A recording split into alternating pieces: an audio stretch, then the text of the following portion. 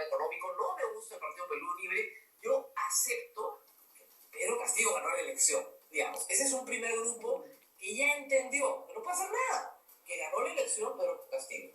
Hay otro grupo, si quieres, un poquito más recalcitrante, que, digamos, tiene la fe casi religiosa, que por más que tú le des argumentos, razones, hechos, cree y no tiene cómo probar que hay un fraude. Y lo hemos visto en los propios voceros de Fuerza Popular y aliados de ocasión. No tengo pruebas, pero hay un fraude. Bueno, lamentablemente así no funciona la democracia. No se puede hacer más. Sí es verdad que un Jurado Nacional de Elecciones con 4 miembros, porque el Colegio de Abogados de Lima no es capaz de organizarse para hacer una elección del 5º miembro, con un miembro que ha sido hoy destituido por la Junta Nacional de Justicia, queda muy debilitado. Las elecciones se han salvado con 3 miembros, con las justas y 1/4 que ha llegado después. Y adicionalmente un jefe de la OMPE que yo creo que ha hecho un trabajo impecable, pero que ha sido sistemáticamente atacado, aunque ya no está siendo atacado, si habrán podido notar, ahora todo es contra el jurado, quedan efectivamente muy golpeados. Y frente a eso creo que hay que hacer docencia y explicar qué cosa es el derecho electoral, qué cosa es la Constitución, cómo funcionan los pesos y los contrapesos en los poderes del Estado. Y creo que con una buena educación cívica, de verdad, cualquiera lo entiende. No es nada difícil lo que yo explico, Juliana, es muy sencillo. Lo que pasa es que en realidad no pasa, y lo acabas de explicar muy bien, no pasa por me gusta Pedro Castillo y por eso no creo en el fraude. No, Pedro Castillo a mí tampoco me gusta. Y hay un montón de gente que también tiene miedo. El ideario es terrible exactamente, las cosas que dice Cerrón, el señor Bermejo y el juicio. Y hay un montón de sombras, ¿no? Alrededor, en torno a la candidatura, sigue siendo candidato, ¿no? Pareciera, porque no es presidente electo, como lo llamamos, a Pedro Castillo. Pero eso no te puede llevar a ti a decir, desconozco entonces la voluntad popular, como si el voto de Miraflores, San Isidro, Breña, Chorrillos, es decir, de Lima, valiera más que el de Ayacucho, Huancavelica, Cerro de Pasco y Madre de Dios. Ni tampoco el de Huancavelica vale más que el de Lima. Todos somos iguales a la hora de votar. Nuestros votos cuentan igual. Y el que saca un voto más, gana. El señor Castillo ha sacado 40.000 votos más, igual que Pedro Pablo Kuczynski. Entonces, esta situación, como elector, puede gustarme, no gustarme. Igual, a mí me hubiera gustado que Perú juegue la final, ¿no es cierto?, de la Copa América. Pero, bueno, hay reglas, pues, ¿no? Y así son las cosas, no va a jugar la final. ¿Puedo hacer algo? No puedo hacer nada. Tengo que aceptar los resultados. De acuerdo, es una terquedad que además lleva a pisotear la democracia de la que tanto hablan, de no reconocer las reglas de juego en un Estado de Derecho que desde siempre, sobre todo por el temor de que mañana, para muchos, que es absolutamente comprensible y racional, de que Perú pueda convertirse en un país donde no se reconocen las libertades principales, una especie de filial venezolana, con más razón tienes que abrazar esa democracia y protegerla, sin importar si eres de izquierda, de derecha, de centro, no importa. Es lo que siempre digo, es muy difícil defender la democracia si estás pidiendo un golpe de Estado. Sí, claro. O sea, ¿cómo puedes estar pidiendo la democracia si estás pidiendo un golpe de Estado? ¿Qué clase de demócrata eres? No tiene ni el más mínimo sentido. La democracia se basa en unas reglas que todos tenemos que compartir y consensuar. Una de ellas es que el que saca más votos gana las elecciones. Y una de las reglas, si pasamos al otro tema, que es un escándalo y un circo, además, como el Congreso de la República, es llevar a cabo un proceso de selección de los nuevos magistrados del Tribunal Constitucional, porque nadie ha dicho, no, el Parlamento ya no va a tener esa potestad, nadie se las ha quitado, les ha dicho, señores, lo tienen que hacer ordenado, lo tienen que hacer bien, porque hay reglas de juego. O sea, tú no puedes ir a jugar un partidito, ya que hablamos de términos futbolísticos, deportivos, nos hemos quedado picones por no pasar al final de la Copa América, sin chimpunes, ¿no? No puedes, te las pones o no juegas. No quiero, el Poder Judicial no manda sobre mí. Y lo que ha pasado el día de hoy no solo es que no han acatado una orden judicial, sino que además, qué roche, ni siquiera alcanzaron los 87 votos para elegir a los 3 que tenían los puntajes más altos. Bueno, el Congreso ya nos tiene acostumbrados a estos eventos, ¿no? Cantinflescos, pero creo que es importante que la gente entienda algo que es fundamental. En una democracia, el poder nunca es absoluto. El poder está dividido entre varias organizaciones, pero a su vez entre ellas tienen peso, es decir, yo tengo facultades para hacer algo, pero tengo un contrapeso, alguien que limita ese poder. Entonces sí, yo tengo el mandato de elegir a los miembros del Tribunal Constitucional, pero yo no puedo elegirlos como me da la gana. No voy a saca una norma que diga arbitrariamente que solo pueden ser miembros del Tribunal Constitucional aquellos peruanos que midan más de 1,80 m. Es ridículo, ¿no es cierto? Bueno, no puedo hacer eso. Entonces, frente a la arbitrariedad y el abuso, cualquier ciudadano, cualquiera puede pedir al Poder Judicial vía una acción de amparo que pare, ¿no es cierto?, esa vulneración del derecho constitucional. Y la jueza, al admitir la demanda, puede otorgar al demandante una acción cautelar, una medida cautelar que paraliza el abuso que se va a cometer, porque el objeto de la acción de amparo es responder las cosas al estado anterior a la violación. Claro. Si hay una amenaza de violación, la jueza la puede detener. Para que quede claro entonces, Rosa María, no es que les están diciendo, ustedes ya no van a seguir con el proceso de selección. No, hagamos una pausa, esta es una cautelar, para que esto se ordene y les damos 5 días para que respondan a los planteamientos que nosotros estamos poniendo en este documento. Y el Congreso, lejos de tomarse ese tiempo... Claro, pero puede ser un poco más. ¿Qué sucede? Resulta que a este Congreso, a esta comisión seleccionadora del TC, se le ha dicho paso a paso durante los últimos 3 meses: se están equivocando, esto es inconstitucional, esto no lo pueden hacer, etcétera, etcétera. Llegamos a la conclusión del proceso y violan su propio reglamento. Por ejemplo, no aprueban las notas de la forma fragmentada que las tienen que aprobar, no las publican, no motivan los votos, no publican la motivación de sus votos. Y esos son requisitos indispensables para llegar a la finalización de este proceso. Entonces, la jueza dice, si no cumplen los requisitos, han violado ¿qué? El debido proceso, el derecho al debido proceso. Y por lo tanto, no se puede continuar con este proceso. Entonces, hay otra acción de amparo que está entrando de profesores de la Universidad Católica. ¿Con Luciano López? Exacto, Luciano López y Walter Arán, que van más allá, que dicen que no solamente este proceso es nulo, sino toda la 4ª legislatura es nula por haberse aprobado sin los requisitos que impone el TC. Entonces, si a mí me llega esa notificación, yo ya conozco de ella, porque había escuchado unos que no ha llegado todavía, todos están hablando de ella, ya conoces de ella, pues, hechos propios. Muy bien, entonces ya conoces de ella. Lo que tú tienes que decir es, bueno, acato la resolución. Yo no puedo estar de acuerdo. Y si no estoy de acuerdo, apelo. ¿Apelo a qué? A la cautelar, para que una instancia superior resuelva. Eso es todo lo que puedo hacer. Yo no puedo decir que la OCMA destituya a la jueza. Eso pasa pues en Corea del Norte, ¿no? En Cuba. Pero en una democracia eso no pasa. Los jueces tienen protección constitucional también en su puesto, y lo que ha hecho la jueza es responder.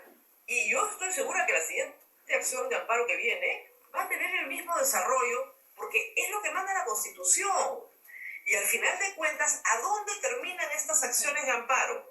En el actual Tribunal Constitucional. ¿Y cómo crees que se van a resolver? Bueno, los demandantes van a ganar pues 7-0, porque tienen toda la razón. Y legalmente, entonces, ¿qué pasa con estos congresistas que no acataron la orden y dijeron, nosotros seguimos con nuestro proceso?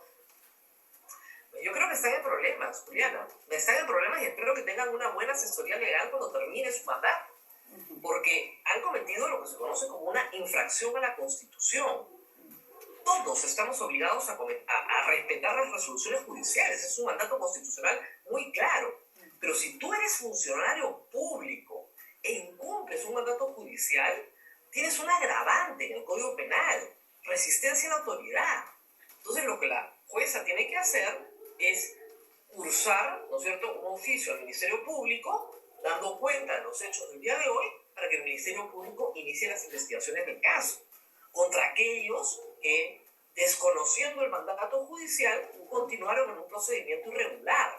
Ahora, un procedimiento irregular, y es el colmo de lo ridículo, inconducente, porque no tenía ni siquiera los 87 votos. Igual iba a ser nulo, pero no tiene los 87 votos. Claro, por gusto siguieron, digamos, en realidad por tercos, por ignorantes, por lo que fuere, siguieron, porque digamos, con la cantaleta, porque no lograron el objetivo, ni siquiera los que más puntos habían obtenido en la serie de exámenes por los que habían pasado, consiguieron los 87.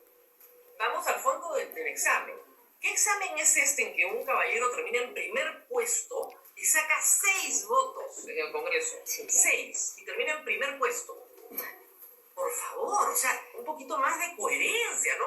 Si lo han puesto en primer puesto, pues algunos méritos notables tendrán. 6 votos sacó el doctor Calle. Entonces, hay un proceso muy viciado. Déjense de cosas. No queremos repartija. Elegir a un tribunal constitucional en el Perú es un asunto sumamente sensible.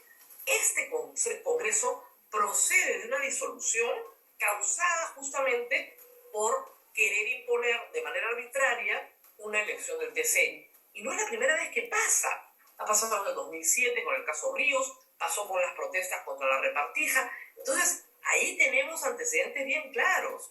El Congreso no puede hacer lo que le da la gana. Yo una mañana ponía un ejemplo así. El Congreso tiene la potestad de legislar, por supuesto. Puede restituir con una reforma constitucional, con 87 votos en 2 legislaturas, la esclavitud. No, no puede.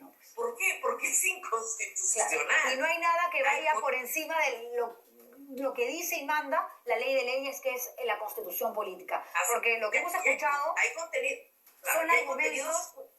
contenidos fundamentales. O sea, los pesos y contrapesos no los acabo de inventar.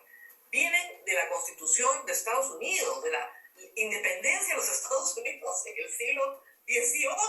Entonces, por Dios, no estamos hablando de cosas que sean desconocidas para los que son abogados, ¿no? Porque la excusa de varios parlamentarios era ¿por qué un fuero va a pasar por encima de otro fuero? Somos poderes independientes, autónomos, el Poder Judicial no se puede meter con nosotros. A ver, les pongo otro ejemplo. ¿Por qué el Congreso destituye ministros? Lo censura. Porque un poder es el contrapeso de otro poder. Legislativo versus ejecutivo, claro. Exactamente. ¿Por qué el presidente observa leyes? Porque un poder es el contrapeso de otro poder. Y la pregunta que me hacía hoy día es, ya, entonces el Poder Judicial es el contrapeso del Jurado Nacional de Elecciones. No, porque ahí sí la Constitución es muy clara y no admite recurso contra el resultado de un proceso electoral proclamado por el Jurado Nacional de Elecciones. Claro. Admite recursos ante la vulneración de derechos individuales, pero no ante el resultado proclamado por el Jurado Nacional de Elecciones. Además, hay una cosa que es extrañísima, ¿no? Porque ni siquiera se dan cuenta, porque siguen con esta cantaleta, que si alguno de los candidatos hubiese obtenido hoy los 87 votos o más que se requerían, eso tampoco hubiese tenido ningún tipo de validez, partiendo de que se habría realizado ejecutado en un proceso de selección que el Poder Judicial ya había dicho que no podía seguir, no podía continuar. Entonces es absolutamente descabellado. Reitero, el amparo llega al TC y el TC, por supuesto que lo va, o sea, por razones obvias, va a decir todo nulo, los nombramientos nulos, todo nulo, no pueden seguir adelante. Ahora, si ellos quieren cometer un delito en vivo a nivel nacional, de una manera manifiesta, grotesca, bueno, alguna sanción habrá. Recordemos que este Congreso tiene ya 3 leyes en menos de un año declaradas inconstitucionales y 7 más en camino, solamente en las denuncias por inconstitucionalidad puestas por el Ejecutivo, más otras denuncias de inconstitucionalidad puestas por otros organismos como colegios de abogados, etc. Entonces estamos hablando de un Congreso que incumple la Constitución de manera sistemática, contumaz, que aplicó una vacancia express que es manifiestamente inconstitucional.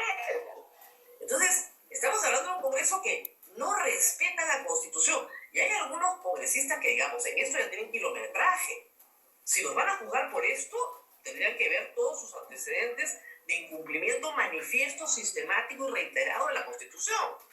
Claro, y ellos dicen, nosotros no es que estemos desesperados, tenemos que tener e irnos dejando un nuevo tribunal constitucional porque este es vizcarrista y porque este además tiene un sesgo, ¿no?, antifujimorista, cuando es este tribunal constitucional el que ordenó la liberación de la propia Keiko Fujimori. Entonces no entiendo qué es lo que buscan realmente. ¿Qué crees que es realmente el objetivo? De la política peruana, que todo lo que quiere atacar dice que es vizcarrista.